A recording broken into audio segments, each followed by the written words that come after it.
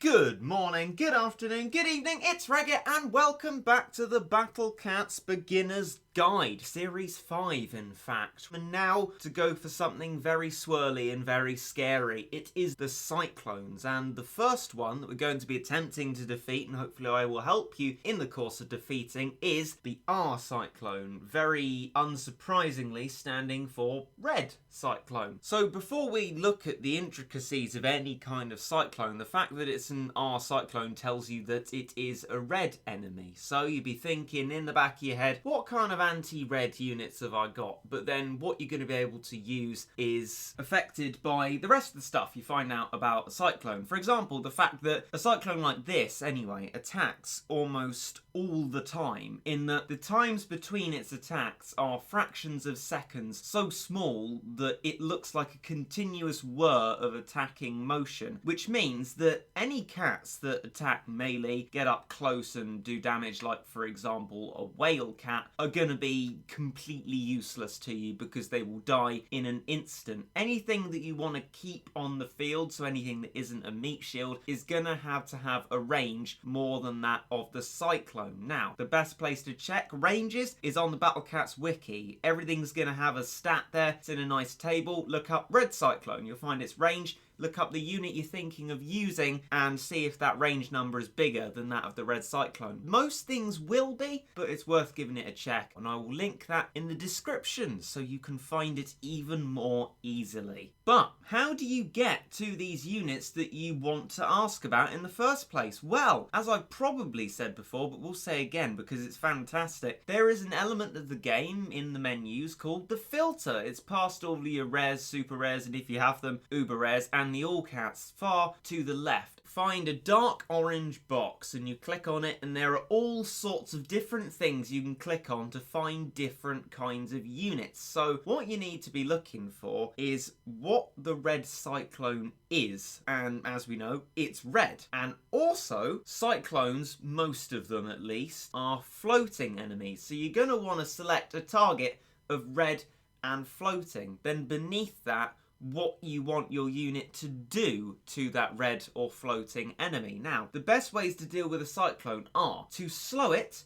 to freeze it, or to knock it back, and those are all preventative measures to make sure that it can't do its continuous whir of motion attack and kill absolutely everything that you have. Selecting all three of these won't ask it to find a unit that does all of them, because that doesn't exist. What it will do is find units that do any of them, so it will find some freezers, some slowers, and some knockbackers if you have them. And when you've clicked on all those buttons, you press OK, and it will find those units for you that will be well suited to you. To give you an idea of some of the units that you could use should you have them, I'm on my higher level account here with roughly the same filter, although I've selected rare to just show the units which people are most likely to have. So let's have a look through that. So you can have Captain Cat, which is the first and second form of this one, Sansa Cat, which is Monk Cat previously, Necromancer Cat, which can freeze floating enemies, Witch Cat, and for super rares, if you happen to have Nerd, i.e. Hacker Cat, that would be very useful for you, just generally. Angry Delinquent Cat is an understated anti-floating that can freeze, and Tathagata Cat is a floating slower. In the same way, any rarer unit like an Uber that can freeze or slow or even knock back red, like for example the White Rabbit, is going to be very useful to you. Using that filter will give you a good idea that that unit is going to be useful. Then you can cross-reference that with ranges on the wiki to make sure that it will outrange a cyclone, but most things probably will. Now, the fact that this cyclone is red and floating is actually one of the reasons why we're doing this cyclone first. Its abundance of enemy types within itself makes it that there are more things that go against it. Anything that's anti-red and anything that's anti-floating. Cyclones with just one trait, for example the metal cyclone that scuffs across the ground, is just metal. The white cyclone, which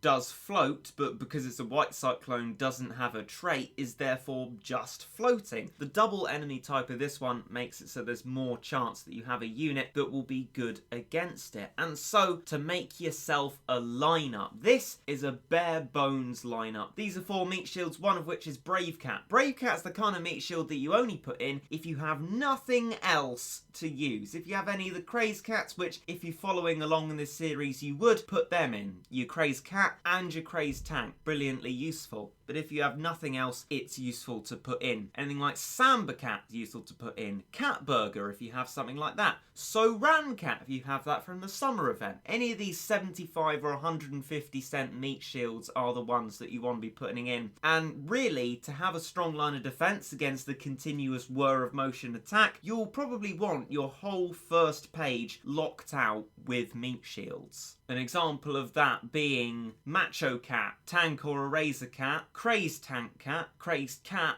and Samba Cat. Samba Cat being the most readily available option of the other small meat shields because you can buy that from the special menu whenever you have the cat food for it. Other ones, events. You might have them, you might not. In any case, once you've locked out that first row, you might want to put in some stuff that you definitely have, but that can be replaced if you have stuff from your filter that would do the job better. A dragon, although it will get killed when the cyclone moves forward, definitely has enough range to do a decent bit of damage, and you'll want all the damage you can get. Valkyrie is going to make a return in this lineup. It's been a bit historically iffy, but you want, again, all the damage you can get, and it's useful to have here. And Crazed Bahamut Cat, although that will get killed, as it usually does, that's going to be your most damaging thing, and you really need that for both the Cyclone and the other red enemies that amass next to the Cyclone. I'd recommend filling any remaining spaces, including the dragon one if you have enough of these types of units, with your anti-floating, anti-red units. So the runs where I managed to actually beat the Cyclone, I had Witch Cat and Monk Cat in it, and through trying quite a bit, and in fact actually with 6 meat shields, including a little cat, which I wouldn't really recommend unless you literally have nothing else, managed to do it with just Witch Cat. And Bra Cats, well,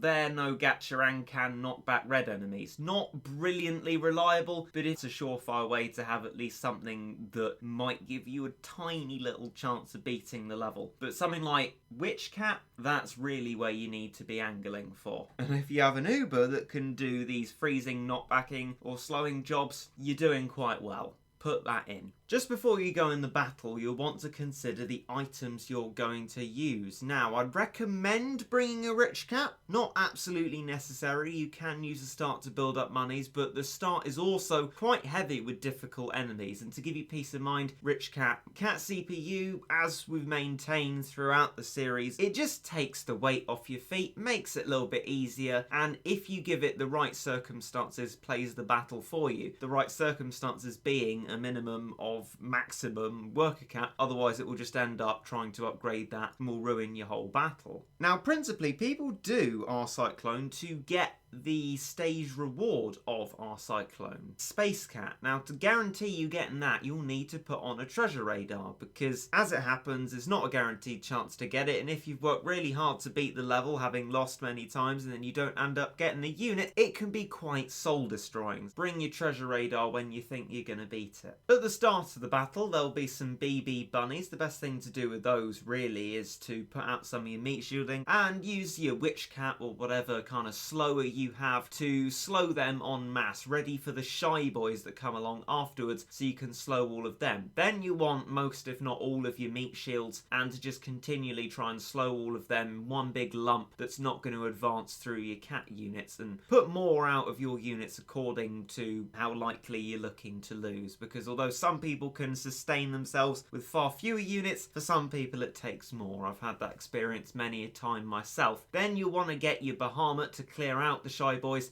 it's going to do enough damage to kill the Pieges as well. Now this is why you don't need a rich cat, but the rich cat does function in allowing you to be prepared for the shy boys. But if you think you can prepare them without a rich cat, they're going to give you plenty of monies to get to maximum worker cat. So your choice in that respect, while you're going towards the base, turn on the CPU and it will put out everything for you when it possibly can. And then you've triggered the boss wave. The Cyclone appears flanked by many a one horn, and this is where your Bahamut will come in handy, clearing out all of them. But it probably won't stay around long. It will die very quickly indeed, as will most of the stuff that you sent towards the Cyclone. Past that, really, it's just hoping that the CPU will see you well. You should always have enough monies for the CPU to operate. There's going to be always plenty of seals and one horns next to the Cyclone. It's just whether your units will happen to be able to get the proc off, the proc being the program random occurrence, i.e. the slow, the freeze or the knockback, often enough to keep the Cyclone away from you. And if it doesn't work out on a run before you've lost, you can force close and try again. So if you've put your items on, as long as you're happy with keeping the same loadout, you don't have to worry about it only being a one try thing. If the procs don't work out for you, you can try again. And to increase the likelihood of the Cyclone being put in stasis or put away from you via knockback, you'll want more units. But if you don't have more units, for example you only have